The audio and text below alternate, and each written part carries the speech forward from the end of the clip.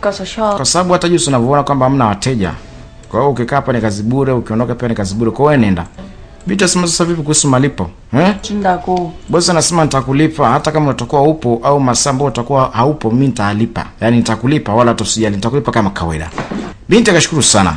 Basi akaona akaandaa vitu vyake, mizigo yake kwa sababu ya kusepa, kwenda kubadili nguo kwa sababu hizo ni nguo za job za hapa kazini, uniform za kazi. Akatopa na pili. 알았어. Nimekuelewa.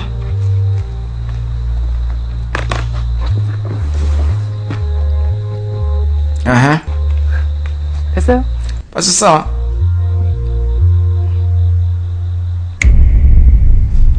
Lakini wakati huo kila kitu basi kilisimama. Mwamba ni kwamba alisimamisha kila kitu. Binti anajiandaa kwa ajili ya kusepa, lakini ghafla anagundua kwamba hata bosi amepozi.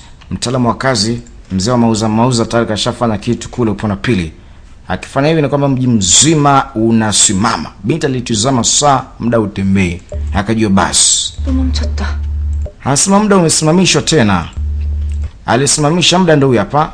Ujamaa ni kwamba alikuja moja kwa moja katika kituo cha polisi. Na wale watu ambao walikuwa kufanya zile biashara kule ni kwamba aliwasimamisha.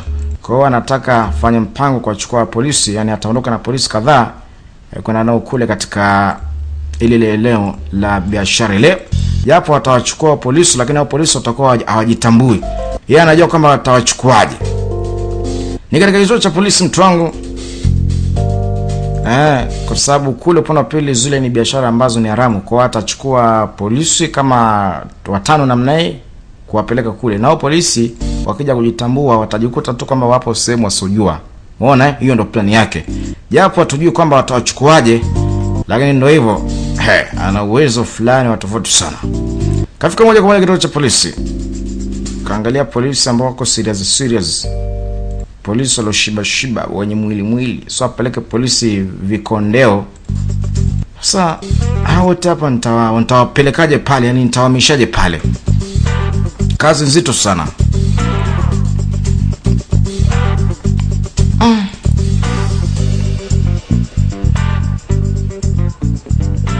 Basi alichofanya ndio hivi hapa. Anasema hakuna muda. Hamna muda tena show. Nafasi sana kukuona. Basi ni kwamba uwezo kwa mimi aliwaleta polisi na watoto walikuwa wameganda. Kawaangalia bado wameganda. Yeye anasepa.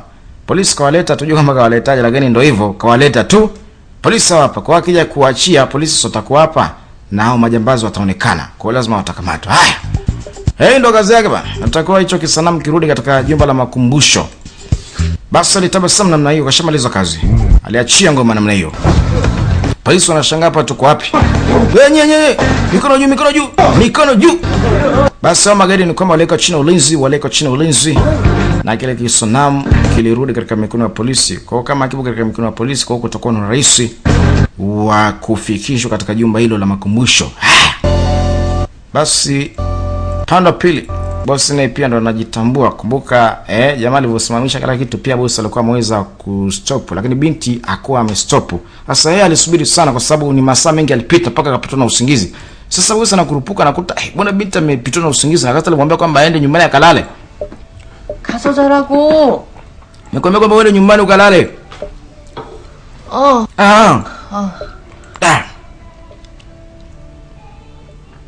Binti akicheki muda unazidi kusonga mbele.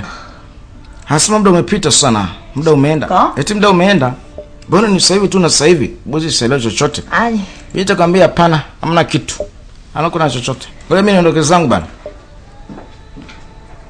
야! 또 wewe 해줬다고 집 가서 부업하지 말고. Mimi nakwambia kwamba uende nyumbani mapema, lakini sio kwamba ukafanya kazi zingine huko. Uende kwenda ukalale. Kwa sababu binti aminiki. Anaweza apatoe ofu hivyo, either ofa kama hii hapa, afu akaenda tena kufanya kazi zingine. Kwa hiyo bosi anamwambia kwamba akapumzike kweli. Sio tena pita chochocho kwenda kufanya kazi zingine. Hasa binti kuna usafiri wake kidogo, usafiri umeleta shida na nini? Maisha ni magumu. Ni anahisi kama vile na mikosi. Ni muda wako kupumzika. Lakini ghafla anasimamishwa na kijana fulani. Huyo kijana ni besti yake na binti, na huyo kijana anampenda sana bibi. Gundua kwamba usafiri wa binti kidogo unasumbua. Alafu binti yenye pesa ana kwenda kurekebisha. Mwamba ka test. Imezima. Usafiri huko sawa kabisa. Imezima hii. 야, Wewe, 이거 내가 한 거 아니다. mimi sijaribu. Imejaribu wenyewe, naona imejizima. Kwa hiyo kasema usije kanileta kisingizio.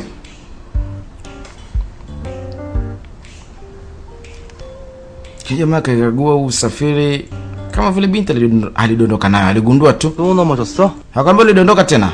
Binti akamwambia ndio nilidondoka kidogo tu. 배달하다가. Lakini niliumia kidogo tu. Niliumia kimtindo. Haya. Kama kashangaa sana.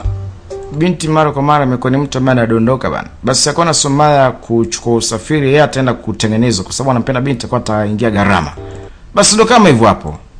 Wakati basi upande pili jamaa mawazo anakumbuka kilichotokea na tafakari yule binti ni mtu wa namna gani. Uchawi wake au mdhuru, yani uchawi wa jamaa hauingia hata kidogo kwa binti.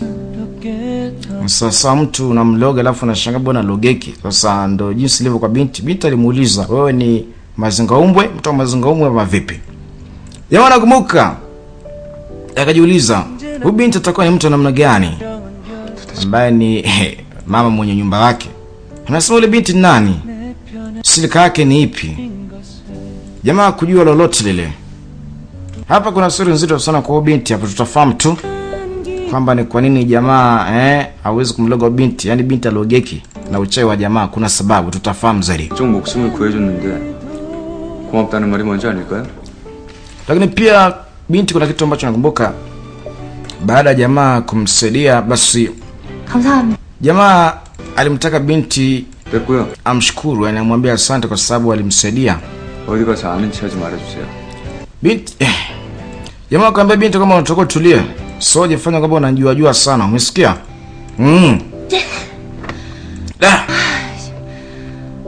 모조리 정없고 차가운 사람이 다 있지. Ile jamaa vipi? Yaani la romba kweli yani. Basi binti akaona jipumzisho zake na nini. Tunachana kule baadaye sasa. Binti akapata wazo fulani. Kwa hiyo jamaa hapa ni mtu wa miujiza. Sasa huenda kile kilichotokea either anaweza akaandika hadithi, akapata pesa, akaandika hadithi, akaandika katika vitabu tofauti akauza. Tunakuja bwana pale kwa bwana mmoja, huyu ni mchawi, anatengeneza pesa za bandia kama hivyo. Unakuta tu anakuwa na karatasi nyeupe alafu anaibadilisha na kuwa pesa. Jamaa anachekelea kweli. Anatumia uwezo wake kinyume na sheria, na hao ndio watu ambao wanatafutwa. Ghafla basi anafika ule muindaji, unamuita Muyunga. Jamaa anashangaa kuna ugeni. Wewe nani? Pale ni kwamba alikwidwa. Huyu anatakiwa basi asiwepo katika dunia kwa sababu anatumia nguvu zake kinyume na sheria, kinyume na ubinadamu. Basi ni kwamba aliteketezwa namna hiyo. Huyu bwana kazi yake ndio hii.